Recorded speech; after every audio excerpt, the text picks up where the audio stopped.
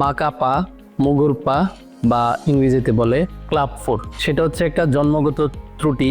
আমরা প্রায়ই আমাদের চেম্বারে এইসব রোগী পেয়ে থাকি যে বাচ্চা জন্ম হয়েছে, গাইনোকোলজিস্টরা আমাদেরকে, অর্থোপেডিক্স ডাক্তারদেরকে স্মরণ করেন যে বাচ্চার পা বাঁকা।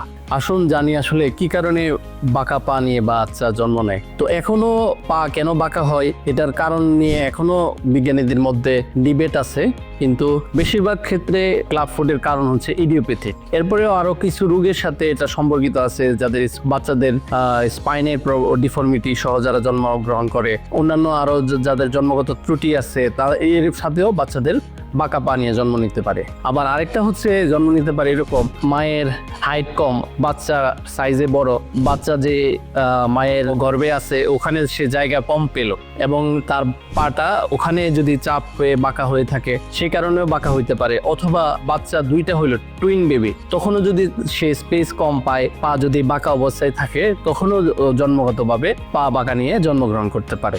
তো এখন আমরা এই যে যদি বাচ্চা পা বাঁকা নিয়ে জন্ম গ্রহণ করে, এগুলা বেশিরভাগ ক্ষেত্রেই আমরা চিকিৎসার মাধ্যমে ভালো করতে পারি ইনশাল্লাহ। পৃথিবীব্যাপী একই ধরনের চিকিৎসা একই মেথডে করা হয়, যেটা আমরাও আশুগঞ্জের মতো জায়গাও আমরা করে থাকি এবং আমরা অনেক রোগী আশুগঞ্জে চিকিৎসা করছি by serial plaster by Ponseti method বা পনসেটি টেকনিক। তো এখন আমরা যদি ক্লাব ফুটের বাচ্চা জন্মগ্রহণ করে, তখন আমরা প্রথমে বাচ্চাদের মারা যখন আমাদের কাছে নিয়ে আসেন, আমরা প্রথমে বলি প্যাসিভ স্ট্রেচিং এক্সারসাইজ করতে। পা যেরকম থাকে এরকম সে যখন বাচ্চা দুধ খাওয়াবে তখন প্রথম 2 থেকে 3 সপ্তাহ আমরা বলি যে আপনারা পাটা স্ট্রেচিং, প্যাসিভ স্ট্রেচিং এক্সারসাইজ করবেন, যে পাটা যেরকম থাকে এরকম করার চেষ্টা করবেন, নর্মাল পা যেরকম থাকে। তারপরে আমরা যখন চামড়াটা কিছুটা ম্যাচিউর হয়, আমরা 2 থেকে 3 সপ্তাহ পর থেকে আমরা সিরিয়ালি প্লাস্টার করি। এই ক্লাব ফুটে 4 ধরনের ডিফর্মিটি থাকে। একটা আমরা যদি ইংরেজিতে বলি ক্যাবাস, পাটা একটু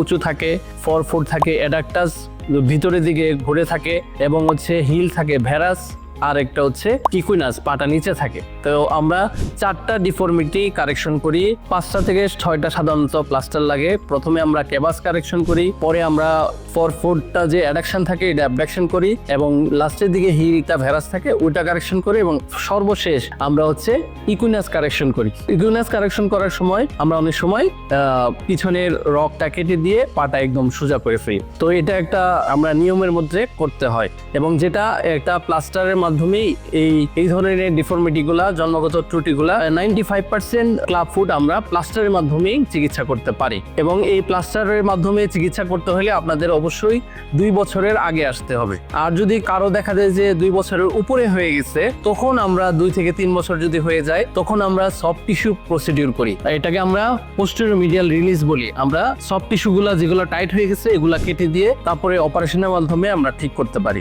আর 3 থেকে 6 বা 9 হয়ে গেলে তখন আমাদের বোনের মধ্যে ডিফর্মিটি চলে আসে, তখন আমরা আসলে বনি প্রসিডিউর, হাড়ের অপারেশন করতে হয়। আর যদি একদম 10-12 হয়ে যায়, তখন আমাদের আসলে আমরা ইলিজারবের মাধ্যমে রিং দিয়ে আমরা বাঁকা পা সোজা করতে পারি। তবে সবচেয়ে সহজ পদ্ধতি হলো বাঁকা পা চিকিৎসা করার পনসেটি মেথডে প্লাস্টার করার মাধ্যমে। এই প্লাস্টারগুলো আমরা নিয়মিতই আশুগঞ্জে আমরা লাবিডা হসপিটালে করতেছি। অনেক বাচ্চা আমরা ইনশাল্লাহ আপনাদের দোয়ায় আশুগঞ্জে আমরা প্লাস্টারের মাধ্যমেই আল্লাহ তাআলা ঠিক করে দিচ্ছেন। তো আসুন, যদি কোনো ধরনের এইরকম বাঁকা পা রোগী আপনাদের থাকে, আমাদের সাথে যোগাযোগ করুন লাবিডা হসপিটালে। আসসালামু আলাইকুম, ধন্যবাদ সবাইকে। আমি doctor Sanaullah Khondokar, assistant professor, Brahmanbaria medical college, নিয়মিত চেম্বার করতেছি লাবিডা হসপিটাল আশুগঞ্জে।